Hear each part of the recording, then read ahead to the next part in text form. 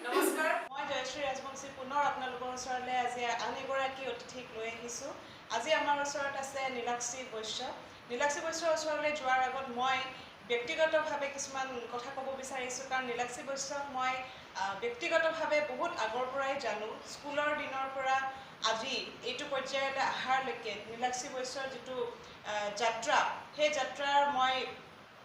Witness হিচাপে আছিলোঁ। গতিকে নীলাক্ষী বৈশ্যৰ ওচৰলৈ আমি যাব বিচাৰিম আৰু নীলাক্ষী বৈশ্যক তেওঁৰ বিষয়ে চমু পৰিচয় দিবলৈ বিচাৰিম। নীলাক্ষী, আমাৰ চেনেললৈ ৱেলকাম। আৰু তুমি তোমাৰ বিষয়ে অলপ আমাৰ দৰ্শকক ক'বা নেকি? Thank you Jayshiva, first of all মোক অপৰচুনিটি দিয়াৰ কাৰণে আপোনাৰ চেনেলত ক'বলৈ। নমস্কাৰ, মই Nilakshi Baishya, assistant commissioner cum executive magistrate, Udalguri district. যিটো 2019 চনত APSC ৰিজাল্ট দিছিলে, তাত মই উত্তীৰ্ণ হৈছিলোঁ 52তম স্থান দখল কৰি। তাৰ আগতে মই হাইস্কুল কৰিছিলোঁ মঙলদৈ নগৰ বালিকা উচ্চতৰ মাধ্যমিক বিদ্যালয়ৰ পৰা। তাৰপিছত গ্ৰেজুৱেশ্যনৰ কাৰণে আকৌ মই গ'লোঁ কটন কলেজলৈ, আৰু স্নাতকোত্তৰ পৰ্যায়ৰ পৰা মই জৱাহৰলাল নেহৰু ইউনিভাৰ্চিটিত পঢ়ি আছিলোঁ, আৰু তাতেই MPhil শেষ কৰাৰ পিছত PhDৰ কাৰণে পঢ়ি থাকোঁতেই মই APSC ক্লিয়াৰ কৰিলোঁ। হয় নীলাক্ষী, মই তোমাৰ সৈতে হ'বলগীয়া বাৰ্তালাপটো খুব ঘৰুৱাভাৱে কৰিব বিচাৰিছোঁ, কাৰণ তুমি এই পজিশ্যনটোত অহাৰ আগৰ পৰাই যিহেতুকে মই তোমাক নিজৰ ভণ্টিৰ নিচিনাকেই চাই আহিছোঁ। তুমি যেতিয়া PhD কৰি আছিলা, সমান্তৰালভাৱে তুমি নিজকে এই প্ৰতিযোগিতামূলক পৰীক্ষাৰ বাবে প্ৰস্তুত কৰি আছিলা। তাত তুমি কিবা প্ৰত্যাহ্বানৰ সন্মুখীন হৈছিলা নেকি? কাৰণ যথেষ্ট সময় তুমি দুয়োফালে দিবলগীয়া হৈছিলে। তুমি কেনেকৈ নিজক সাজু কৰিছিলা দুয়োটা এক্সামৰ বাবে? যথেষ্ট কষ্ট হৈছিলে। তেতিয়া একচুৱেলি মই আফটাৰ MA তেতিয়াৰ পৰাই নিজকে মানসিকভাৱে প্ৰস্তুত কৰিছিলোঁ যে সদায় মই এইটোত ক্লিয়াৰ আছিলোঁ যে প্ৰশাসনিক বিষয়লৈ মই যাব বিচাৰোঁ, আৰু তাৰ কাৰণে মই আচলতে UPSCৰ কাৰণে পঢ়ি আছিলোঁ। সেইটো এতিয়ালৈ ক্লিয়াৰ হোৱা নাই। সেইকাৰণে কি হয়, আমি দিনটো যিখিনি একাডেমিক্সৰ পঢ়া শুনা থাকে সেইখিনি মই কৰোঁ। JNUত ভাল পৰিৱেশ এটা আছিলে পঢ়া শুনাৰ কাৰণে, তো দিনত মই তাতে লাইব্ৰেৰীত একাডেমিক্সৰ কাৰণে পঢ়োঁ, আৰু ৰাতিৰ সময়টো খালি মই UPSCয়ে হওক বা এনেকৈ চিভিল ছাৰ্ভিচৰ পৰীক্ষাবোৰৰ কাৰণে দিব পাৰিছিলোঁ। হ'লেও ৰাতিও যথেষ্ট সময় পাওঁ, প্ৰায় 8-9টামান বজাৰ পৰা 2টামান বজালৈ। সেইখিনি সময় যথেষ্ট আছিলে। যথেষ্ট কষ্ট হৈছিল। কষ্ট হৈছিলে। গতিকে ষ্টুডেণ্টছখিনি এইটো কথা ইয়াত গুৰুত্ব দিয়া উচিত যে সহজে এই পৰীক্ষা কিন্তু উত্তীৰ্ণ হোৱাটো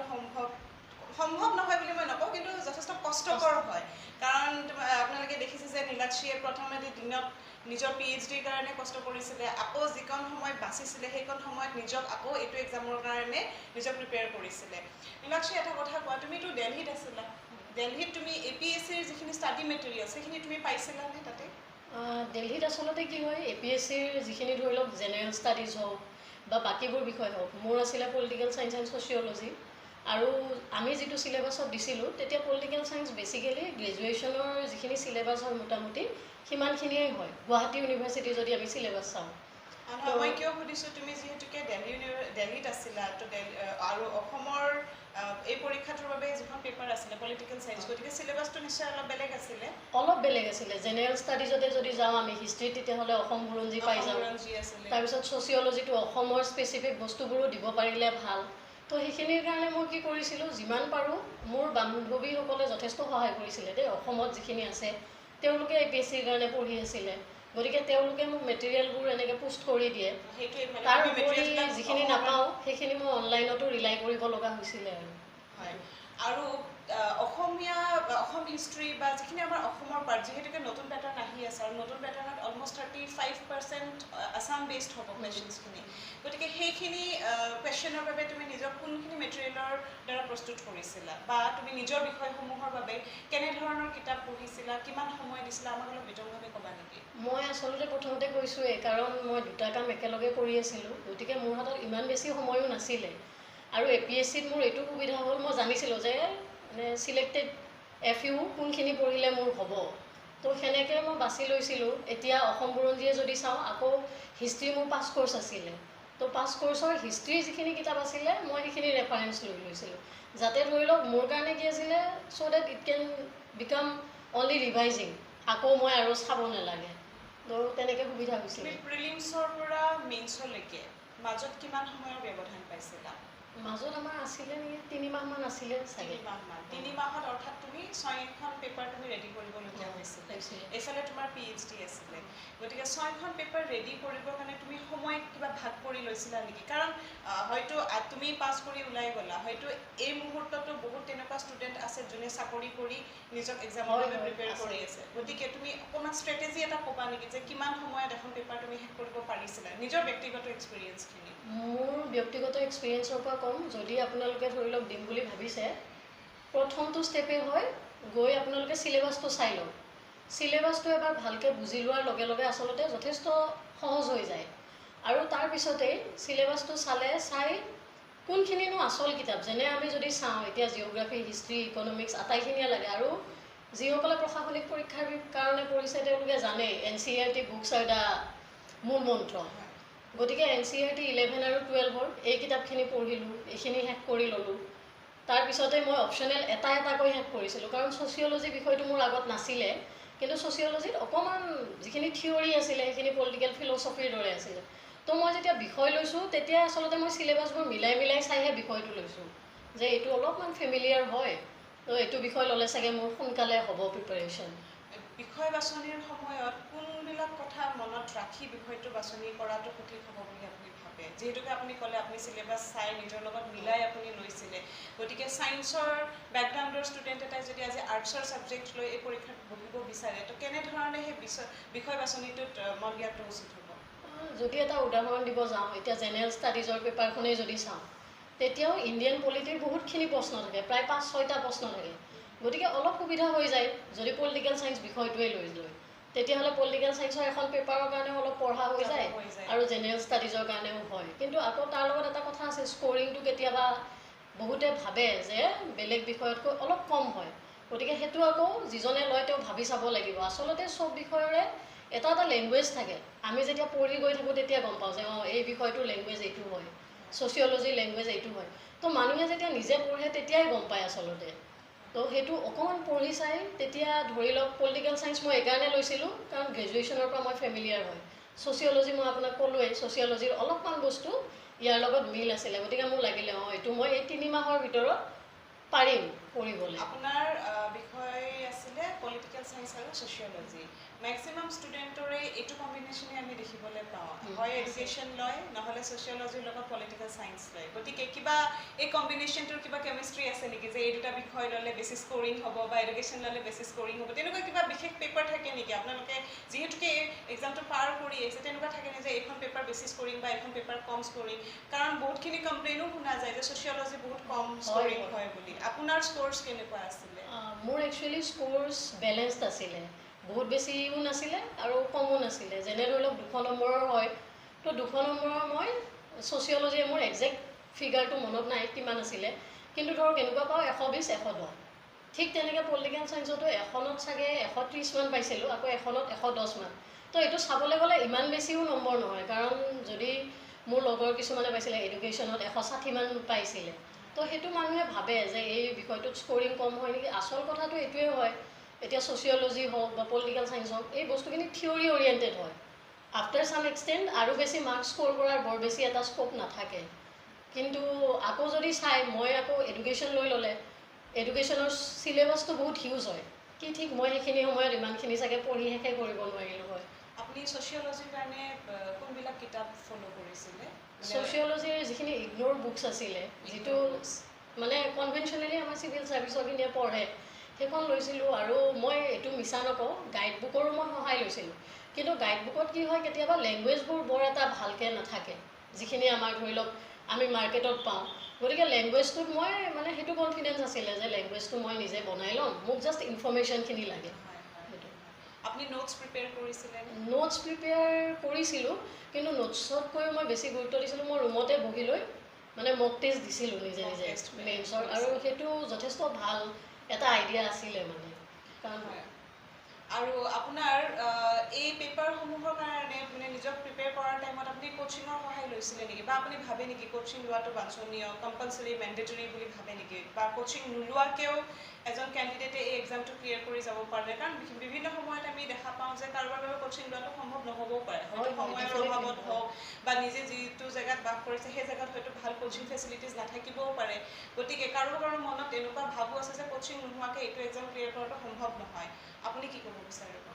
এই ধাৰণাটো মই ইমান বেছি শুদ্ধ বুলি নাভাবোঁ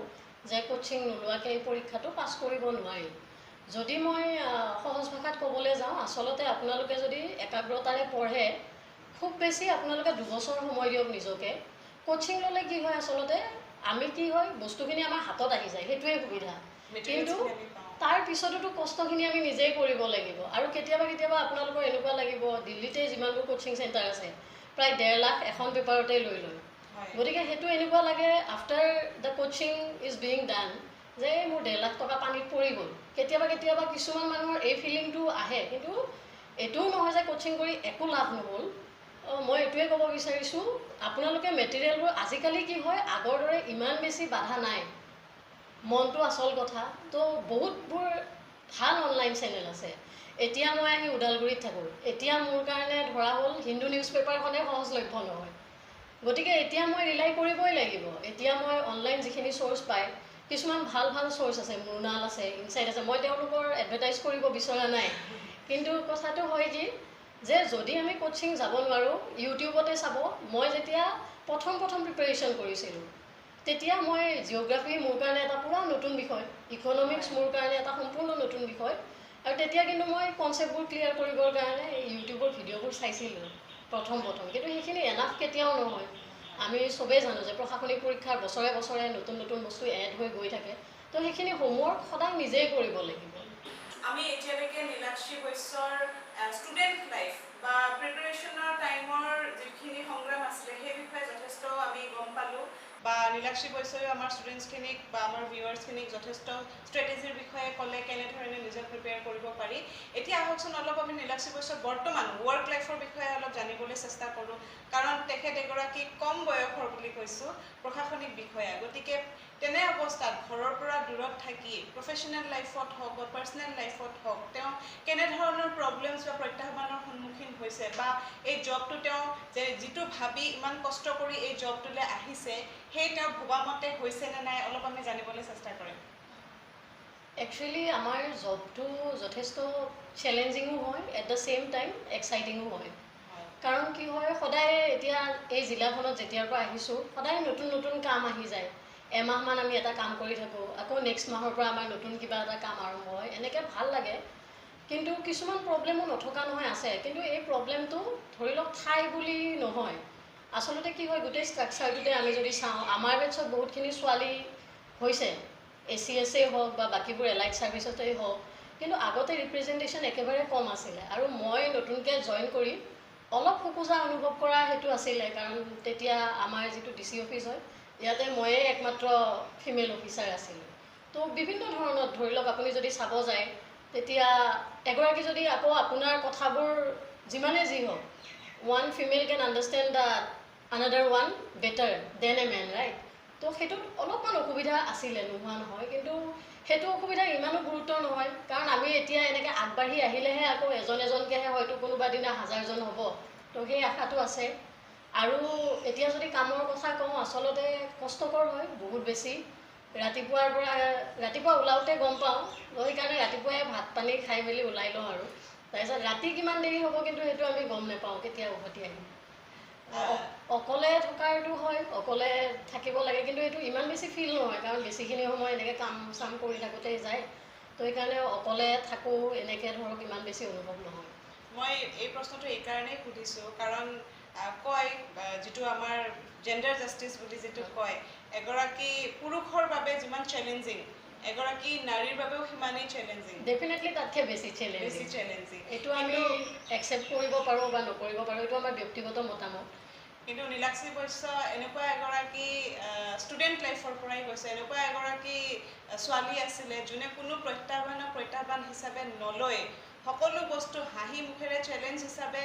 লৈ ফেচ কৰি পাৰ হৈ আহিছিলে যিজনী ছোৱালী কেতিয়াও হাৰ মানিবলৈ নিশিকিলে গতিকে মই মই নাভাবোঁ যে তুমি এতিয়া আহি কিবা হাৰ মানিবলৈ নাই নাই ডেফিনেটলি এইটো ধৰি লওক হাৰ মনাৰ কথাই নহয় মই আপুনি এনেই যেতিয়া সুধিলে যে সমস্যা কিবা আছে নেকি সেইকাৰণে অভাৰঅল যাতে বাকীসকলেও নিজকে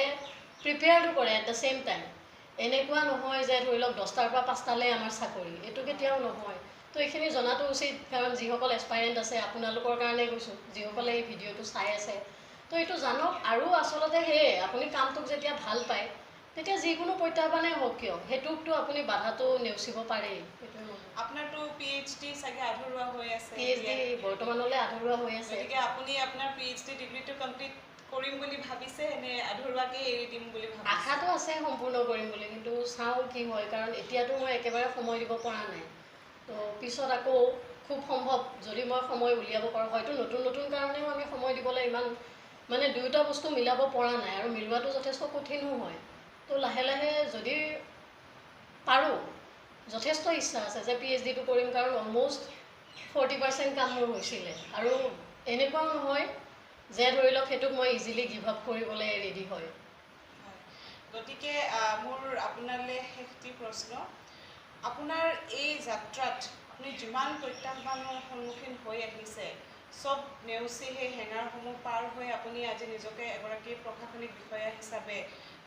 গঢ়িবলৈ সক্ষম হৈছে গতিকে আপোনাৰ নিজৰ অভিজ্ঞতাৰ ফালৰ পৰা আপুনি আমাৰ দৰ্শকসকলক কিবা মেছেজ এটা দিব নেকি কেনেদৰে তেওঁলোকে মেণ্টেলি হওক ফিজিকেল লেবাৰ হওক কেনেদৰে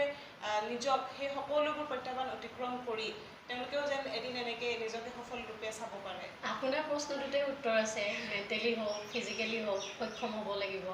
প্ৰথম কথা চাওক আপুনি এতিয়া যিসকল এছপাইৰেণ্টে আছে এই ভিডিঅ'টো চাই আপোনালোকে বিচাৰে যে প্ৰশাসনিক বিষয়া হ'ব বিচাৰে বহুত ক্ষেত্ৰত কি হয় আমি বিচাৰোঁ কিন্তু তাৰ পিছৰ ষ্ট্ৰেটেজিখিনি আমি বনাব নোৱাৰোঁ গতিকে অতি সংক্ষেপে মই ক'ম আপোনালোকক হয়তো খুব বেছি 2 বছৰৰ প্ৰয়োজন হ'ব